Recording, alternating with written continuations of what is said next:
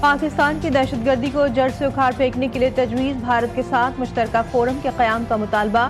بلاول بھٹو زرداری کی قیادت میں سفارتی وفد کی امریکی کانگریس میں پاکستانی کاکس نمائندگان سے ملاقات۔ بھارت سے جنگ نہیں، ڈائیلاگ ہونا چاہیے، پاکستانی وفد کا دو ٹوک پیغام۔ سابق وزیر خارجہ نے چینی میڈیا سے گفتگو میں کہا، ایسا فورم ہو جو نہ صرف پہلگام بلکہ تمام دہشت گرد حملوں کی تحقیقات کرے۔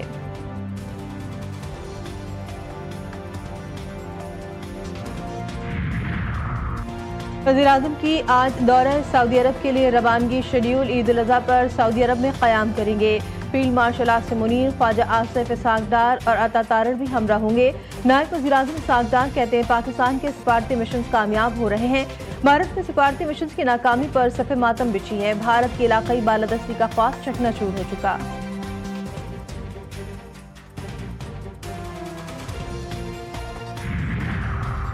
امریکہ نے غزہ میں مستقل جنگ بندی کی قرارداد ویٹو کر دی۔ اقوام متحدہ کی سلامتی کونسل میں پاکستان سمیت 10 غیر مستقل ارکان کے ساتھ مل کر الجزائر نے قرارداد پیش کی۔ ووٹنگ میں سلامتی کونسل کے 15 میں سے 14 ارکان نے غزہ میں جنگ بندی مطالبت کے حق میں ووٹ دیا۔ سلامتی کونسل میں جنگ بندی قرارداد کی ناکامی تاریخ یاد رکھے گی۔ پاکستان کا رد عمل، مستقل پاکستانی مندوب عاصم افتخار نے کہا کہ پاکستان کو غزہ جنگ بندی کی قرارداد ویٹو ہونے پر افسوس ہے۔ قرارداد مسترد ہونے سے خطرناک پیغام جائے گا۔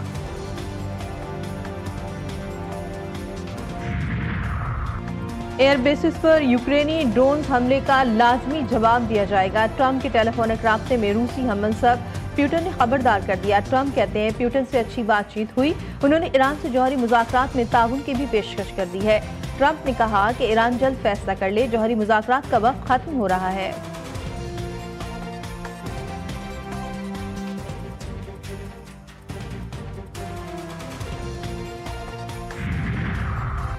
صدر ڈونلڈ ٹرمپ نے متعدد ملکوں کے شہریوں کے امریکہ میں داخلے پر پابندی لگا دی۔ امریکی صدر نے 12 ممالک کے شہریوں پر سفری پابندی کے حکم نامے پر دستخط کر دیے۔ وائٹ ہاؤس کے مطابق پابندی کی زد پر آنے والے ممالک میں افغانستان، برما، چاڈ، جمہوریہ کانگو، استوائی Guinea, Eritrea, Haiti, Iran, Libya, Somalia, Sudan اور یمن شامل ہے۔ اس اقدام کا مقصد امریکی عوام کو خطرناک غیر ملکی عناصر سے محفوظ رکھنا ہے۔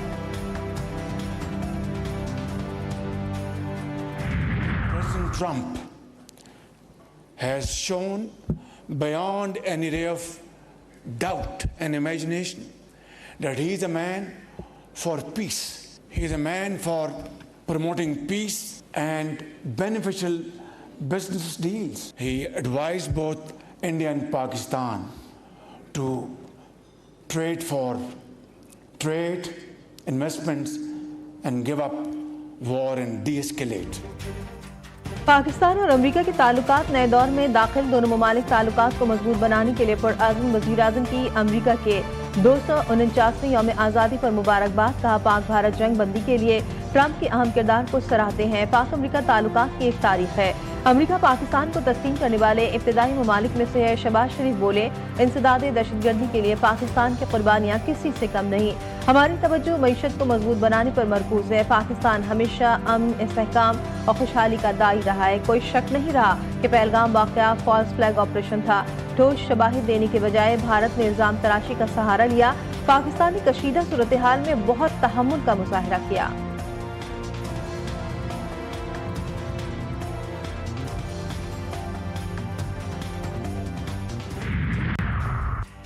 چیف الیکشن کمشنر اور ارکان کی تقرری، وزیر اعظم نے عمر ایوب کو مشاورت کے لیے مدعو کر لیا۔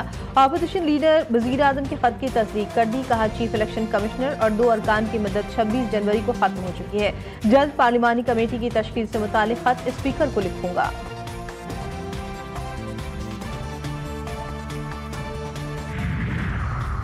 اپوزیشن لیڈر عمر ایوب خان کا اسپیکر قومی اسمبلی کو خط، اپنے خلاف دائر نااہلی ریفرنس کی قانونی اور آئینی بنیاد، کارروائی کا مکمل ریکارڈ، مصدقہ کاپیاں، شواہد اور اسپیکر کی ضوابطی نظیریں فراہم کرنے کا مطالبہ، تیسرے فریق کی درخواست کی وضاحت اور پارلیمانی شفافیت و منصفانہ عمل کے لیے فوری وضاحت کا تقاضا کر دیا۔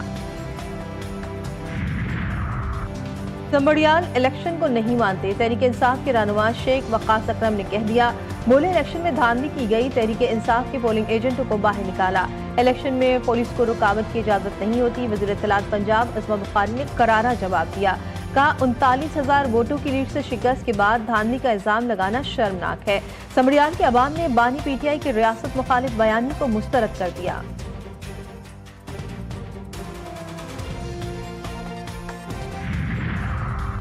بانی پی ٹی آئی کو کہا جا رہا ہے کہ حکومت قبول کریں، 9 مئی پر معافی مانگے۔ علیمہ خان کا کہنا تھا کہ ٹیبل پر بیٹھنے کے لیے لوگ لچک دکھانے کا کہہ رہے ہیں۔ عمر ایوب تحریک کی ساری ذمہ داری سنبھال لیں گے۔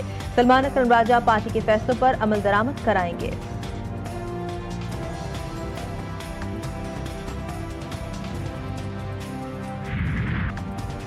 بجٹ میں صوبوں کے ترقیاتی پروگرام میں بڑے پیمانے پر رد و بدل۔ صوبوں کے ترقیاتی بجٹ میں 423 ارب روپے کا اضافہ۔ وفاق اور اربوں کا مجموعی ترقیاتی بجٹ 4,224 ارب روپے ہو گیا۔ ترقیاتی بجٹ میں 177 ارب، سندھ کے ترقیاتی بجٹ میں 78 ارب روپے کا اضافہ کیا گیا۔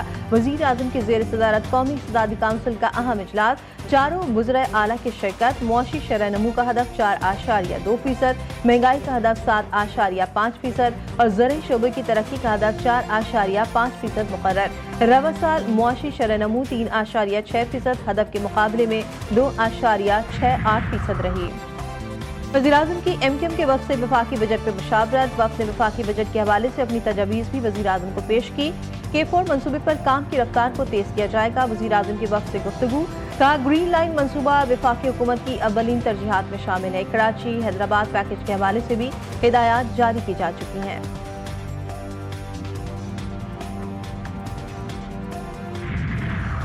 کراچی کے علاقے لیاقت آباد الکرم اسکوائر پر فائرنگ، سیاسی جماعت سے تعلق رکھنے والے 4 افراد زخمی ہو گئے۔ فائرنگ کا واقعہ بلاک 4 میں چائے کے ہوٹل پر پیش آیا۔ ایس ایس پی سینٹرل کے مطابق 2 موٹر سائیکلوں پر سوار 4 ملزمان فائرنگ کر کے فرار ہو گئے۔ علی نامی شخص اپنے ڈرائیور اور 2 ساتھیوں سمیت زخمی ہوا۔ زخمیوں کا اسپتال میں علاج جاری۔ سیاسی کارکنان اور متعدد رہنما بھی پہنچ گئے۔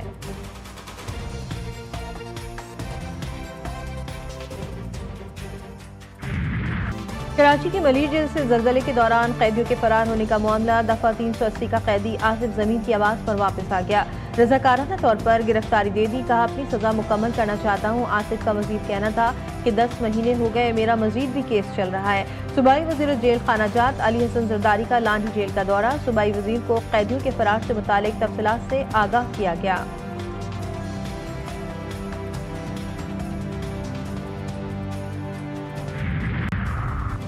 ایک خواب ایک زندگی چھن گئی، ٹک ٹاکر ثنا یوسف زندگی سے محروم۔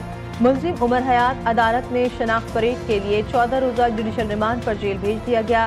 کیس میں مزید تحقیقات، ملزم کا موبائل ڈیٹا اور دیگر شواہد بھی حاصل کیے جا رہے ہیں۔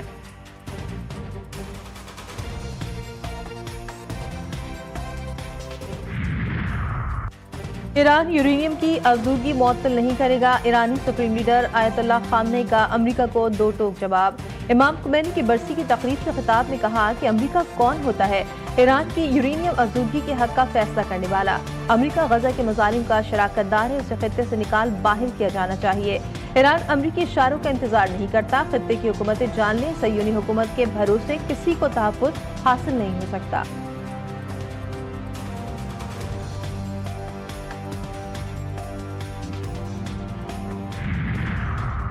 صہیونی فوج نے غزہ میں قیامت برپا کر دی، 24 گھنٹوں کے دوران 95 فلسطینی شہید، 440 زخمی۔ جبالیہ میں اسلامی جہاد کے مزاحمت کاروں کا مہلک حملہ، کئی صہیونی فوجی ہلاک و زخمی، اسپتالوں میں خون کی شدید قلت، روزانہ بڑی تعداد میں زخمی خون کی کمی سے موت کے منہ میں جانے لگے۔ غزہ میں امداد کی تقسیم ایک بار پھر معطل، امریکی و اسرائیلی حمایت یافتہ تنظیم نے سیکورٹی وجوہات پر آج تمام امدادی مراکز بند کر دیے۔ اقوام متحدہ نے امدادی مراکز کے اطراف اسرائیلی حملے جنگ جرم قرار دے دیے۔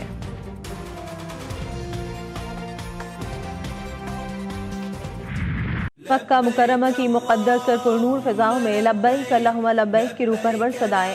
مناسک حج کی ادائیگی، حج کا رکن اعظم وقوف عرفہ آج ادا کیا جا رہا ہے۔ دنیا بھر سے آئے ہوئے لاکھوں عازمین منا سے میدان عرفات پہنچ گئے، رات عارضی خیمہ بستی میں قیام کیا۔ لبیک اللہم لبیک، لبیک اللہم لبیک، لبیک खूबसूरत, तगड़े और सस्ते जानवरों की तलाश। मवेशी मंडी में खरीदारों और व्यापारियों में बहस और तकरार। मुल्क भर की मवेशी मंडियों में गहमा गहमी उरूज पर पहुंच गई। कहीं बड़े बड़े बैलों का दबदबा तो कहीं खूबसूरत बकरों की बहार।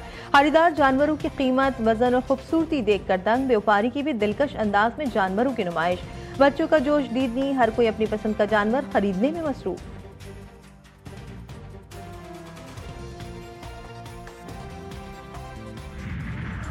और एक ही गीत से शोहरत की बुलंदियों को छूने वाले गुलकार एसबी जॉन को बिछड़े 4 साल बीत गए।